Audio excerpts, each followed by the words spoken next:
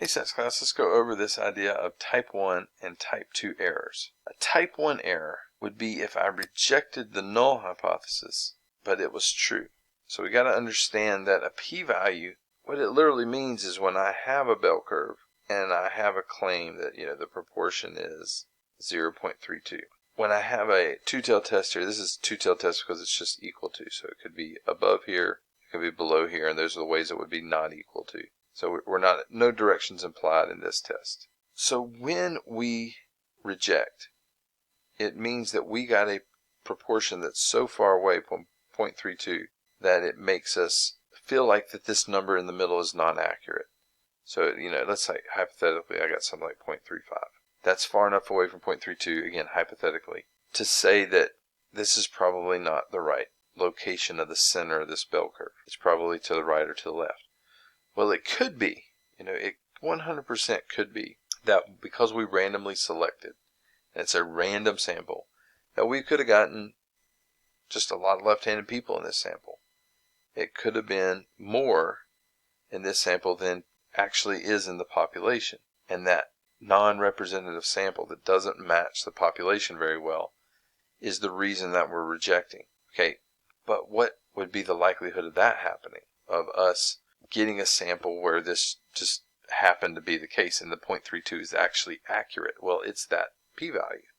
It's the area from that number on. But again, because it's a two-tailed test, we'd also have to double it and consider being that low in the left tail as well. So that p-value is the likelihood I make this error. So the type 1 error would be that I reject that this is not right when it actually was right. So if you look again, we have reject the claim, fail to reject, fail to reject. Those are the two errors that you can make. When we have a type 1 error, it's because we did reject, so it's going to be A or B, and the proportion actually was. So the null hypothesis actually was correct. So it is the right value, but we had a funky sample that pulled us away from that middle. It pulled us away from that 32 when the 32 was actually right. That's a type 1 error.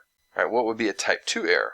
A type 2 error would be the opposite of that. So instead of us having a bell curve centered around that 0.32, and again, there's our numbers, our rejection regions that are in the left and right tail. Again, this is a two-tailed test because no direction was implied.